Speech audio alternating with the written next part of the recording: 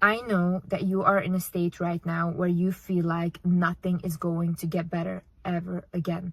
I know that you are in a state right now where you lost a job, where you lost a partner, where you just are not getting what you want and you don't know why. You feel like life is against you instead of for you. I was in the same position as you for the past months, where even though I had everything, I mentally was just failing. I was honestly mentally probably at the worst I've been in years, and every single time I would go to bed it would just get worse every time I woke up. So I had to find a way where I'm like, Liz, what is going on and how can we fix this? Last week it got so severe to a point where I just booked my flight back home, and I haven't visited my mom or my family house in like a year or so because I just didn't like the house where I grew up, and it's just a lot of traumatic memories. But I was so like through it that I booked it and I went to visit my family because I knew if I was alone for a little longer, I'm not gonna be okay. So then when I arrived home, my mom looked at me and she said, Liz, what's wrong with you? What happened? Like, you have no life in your face anymore. And I could see it because I was literally, I couldn't eat anymore. I was constantly nauseous. I was losing so much weight and I was as pale as a wall. In this video, I will tell you how you can stop feeling lost and how you have to remember that everything will be okay, because that is just facts. Hi guys, my name is Liz and welcome back to my channel. Anyway, so one of the first things you need to learn is detachment and letting go. Why am I saying this? Okay, so when for the past months, I had been trying to control everyone and everything around me, okay? I tried to control my life. I tried to control the people around me, their life, because I didn't want anyone to fail or feel hurt or whatever, okay? First of all, you can never control anyone. You can never control whether someone stays with you. You can never control if someone leaves, because that is just not in your control. People have free will. People can do whatever they want, okay? Second of all, when you have attachment to something so hard, what is that showing everyone around you and the universe and God is that you don't have that thing. Otherwise, you wouldn't hold on to it so tightly. So if you're holding on to a job that you want so much, or like, oh, I'm holding on to this partner so much and I don't want them to go and this and that. It's like, yeah, but why are you scared that they will go?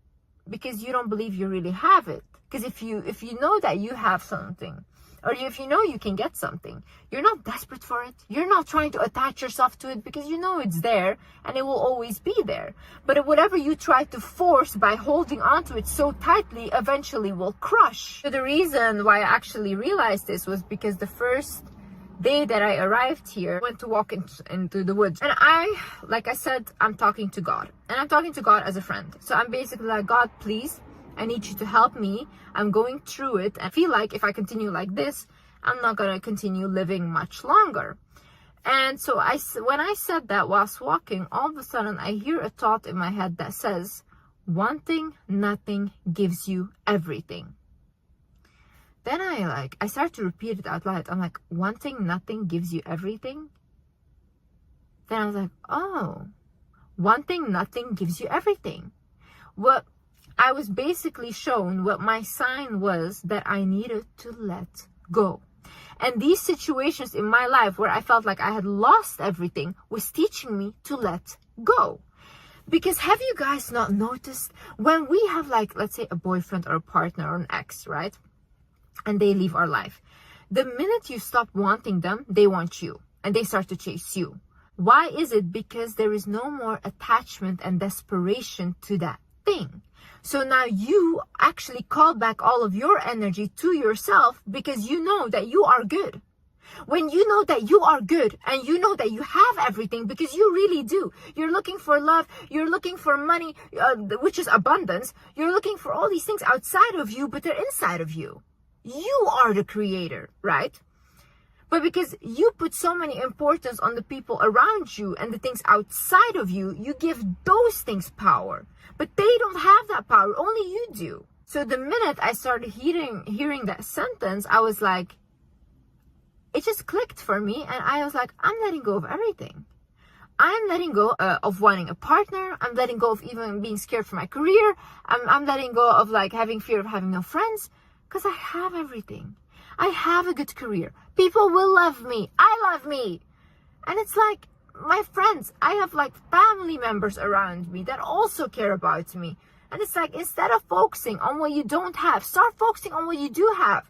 Because right now, if you look at your life, what do you have? What is working for you instead of against you?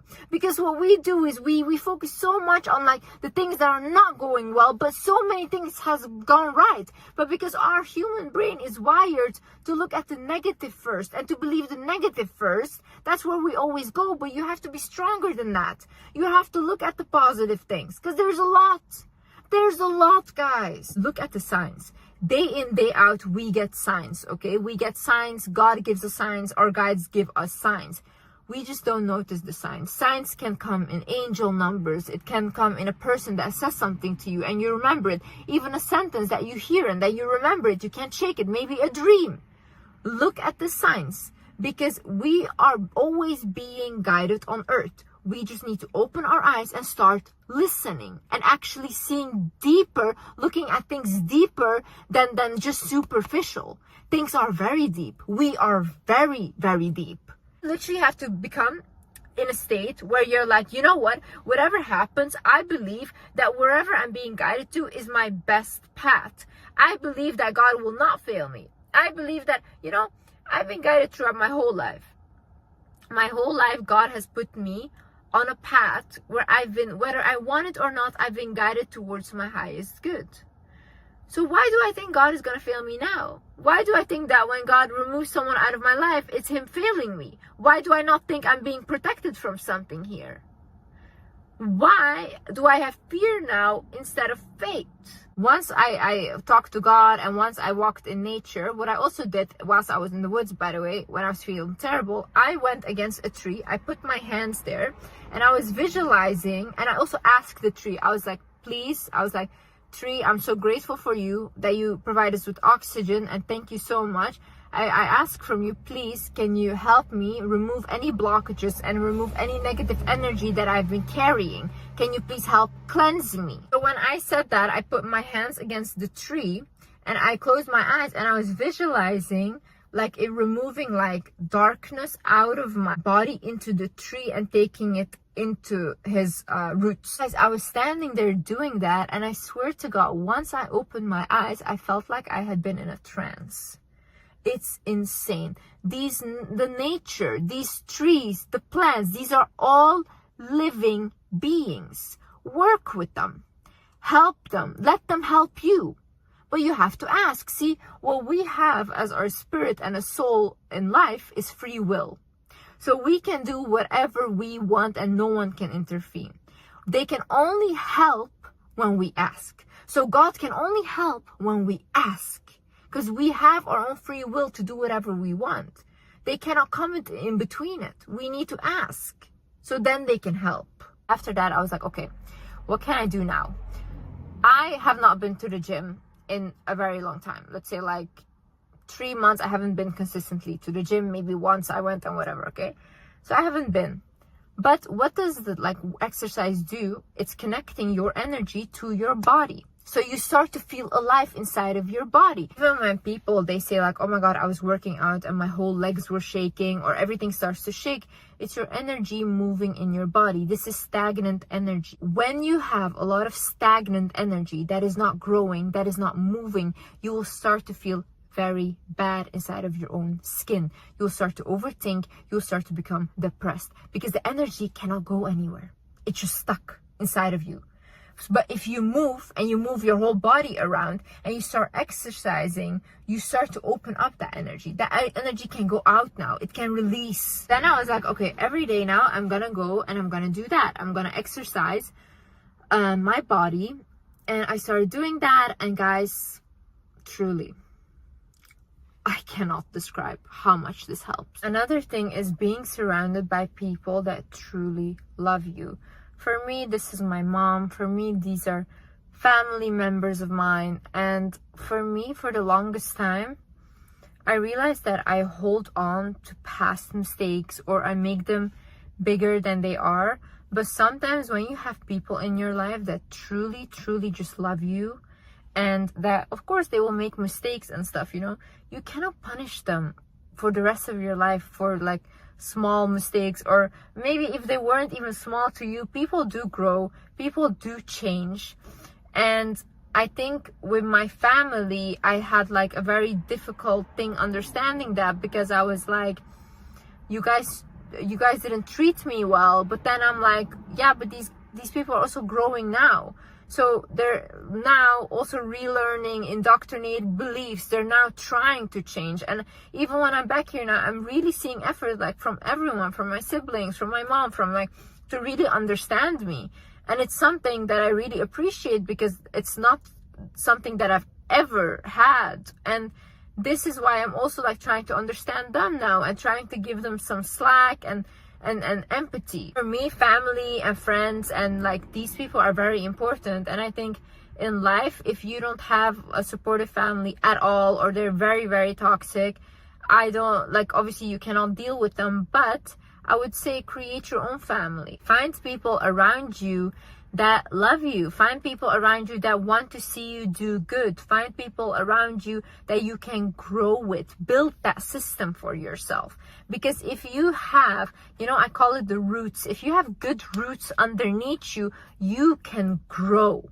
Because you have that stable back root, you know. So other people, when they think like, oh, she's completely alone, whatever, she doesn't have anyone in her life, they will take advantage of you, because they see you as an easy target. You will be very easy target for narcissists, sociopaths, because you're very easy to control and manipulate. So make sure you build that system for yourself and surround yourself by people that want to see you do well. Surround yourself by people that applaud you, that want to see you win, that want to see you grow, because them pouring into you will grow you, and same way you will grow them by pouring into them. And it's like an equal give and exchange. So living in the present moment is something so important, because when you have anxiety, when you have all these fears, it's because you're thinking into the future. You're thinking, oh, this might happen. Oh, what if this is going to happen? Oh my God, this is...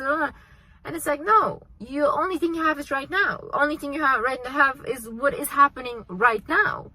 So once you focus on right now, you can expand right now. You can make it something that you want.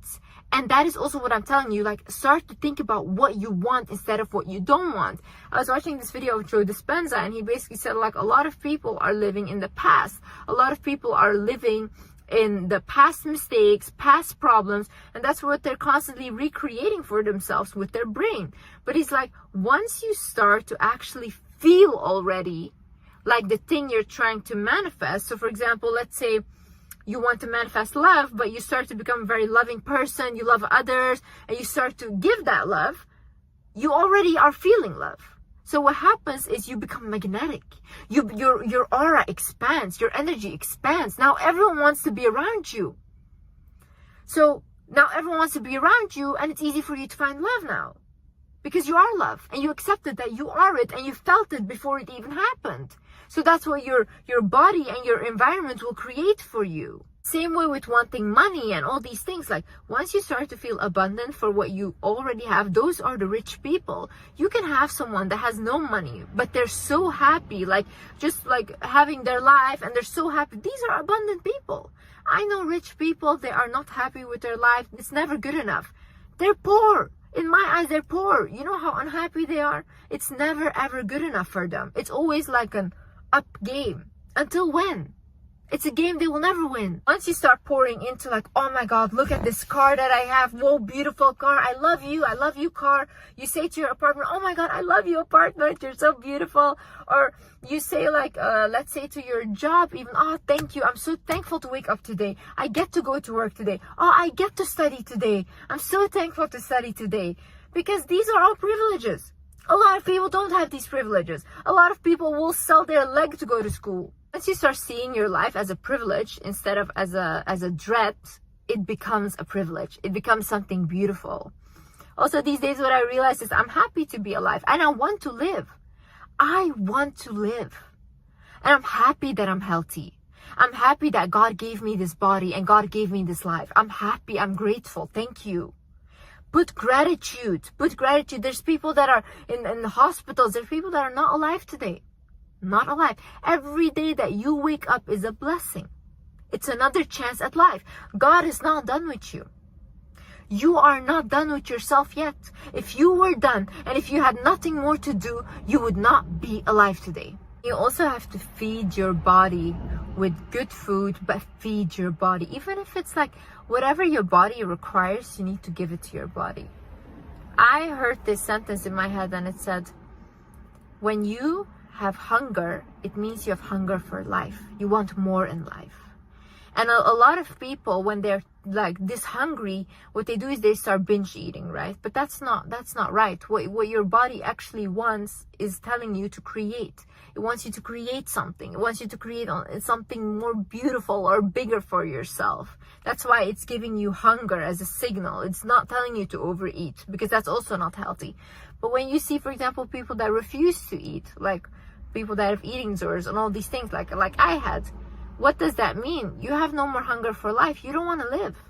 Because that's truly what it is, right? It's not about being skinny, because it's never skinny enough. You're slowly just taking your own life. So it's like, give your body what it needs. Give your body what it's asking from you. I think also sometimes in life you need to realize when something has served its purpose. You need to realize when a relationship has served its purpose. You need to realize when a friendship, job, when even a country that you move to has served its purpose.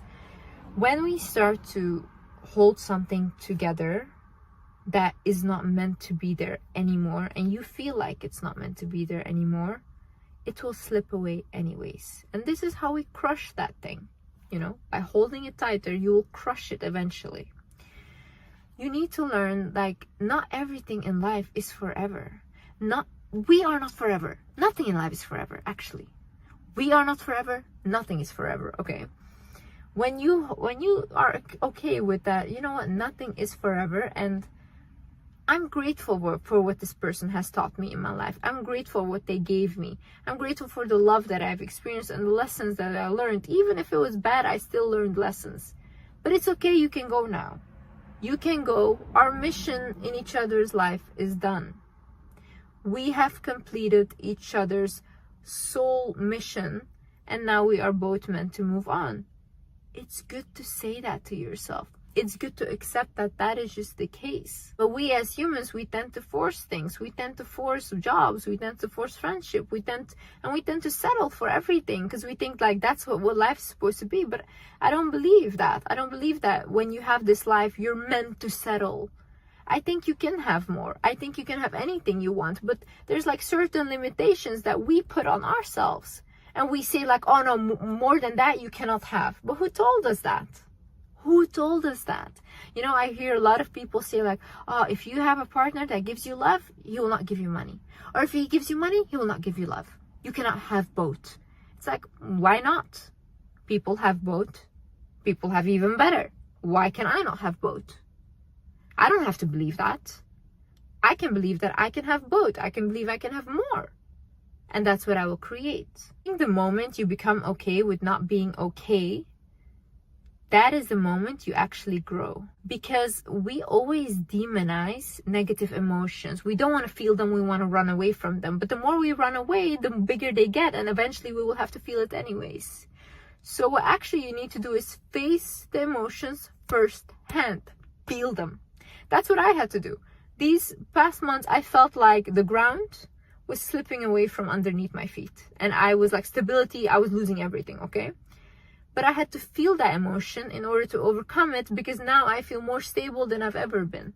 Mentally, everything. But I had to first feel it. I had to deal with it, feel it, and that's it. Once I felt it, now I've unlocked this new version of myself that I'm not really disturbed anymore. I don't have anxiety. I literally feel really good about myself. And I wasn't like that even a week ago. No, I was shaking like this, and now I'm like this, stable.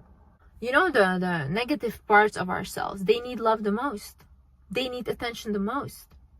But that's the parts that we ignore. That's the parts we run from. That's the parts we try to avoid. We only try to focus on the positive. What about the dark side? The dark side that never got that love. Your inner child that never had love. That's still inside of you. That still doesn't feel good. But you don't want to feel that child. You don't want to talk to that child. So every day you're telling yourself you don't deserve that love. Because you're not pleasant. You're not nice to feel. So it grows, it grows, it grows until you cannot handle it anymore. And then it explodes right in your face. No, it's time to really face yourself and stop running from yourself. You know, I see a lot of people, they run in everything. They try to run in, oh my God, I want to find meaning for this. I'm going to find this religion. I'm going to find this spirituality. Something to follow and something to tell me who I am. Because I don't know who I am.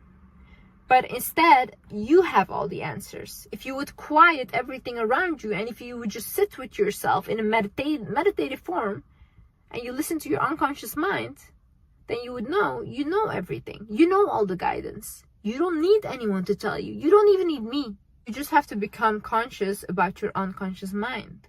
So whenever you write something even down, like for example, the partner that you want, the life that you want, that is you becoming conscious about your unconscious mind, because now your unconscious knows what to focus on and what you will go to.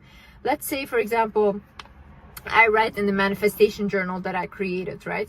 I write inside of it, I am living in Hawaii with my partner, with my dream husband, whatever. What will happen is I will start to focus on Hawaii now. I will start to be like, should I go on a trip there? Should I move there? All these things. Why? Because now my unconscious has a goal. I wrote it down. It knows where we're going now. But a lot of you guys are all up in the air. You're like, I want to be rich. How? What are you good at? What can you make money with? How? I want my dream partner. What is your dream partner? Have you ever written it down? Have you ever told your unconscious what exactly your dream partner is? No. You don't even know. So start really knowing for yourself what you actually want, so that you know what you can go to. Because right now, it's like this. You have the control to destroy your life, and you have the control to fix your life. It's all up to you. No one is going to save you. No one has to save you. You can only save you. That's it. You're the only one you got. You're the only one you got. Anyways, guys, I hope this video helped someone. I hope you guys learned something. And yeah, you will get through this. Don't worry. You've gotten through much worse.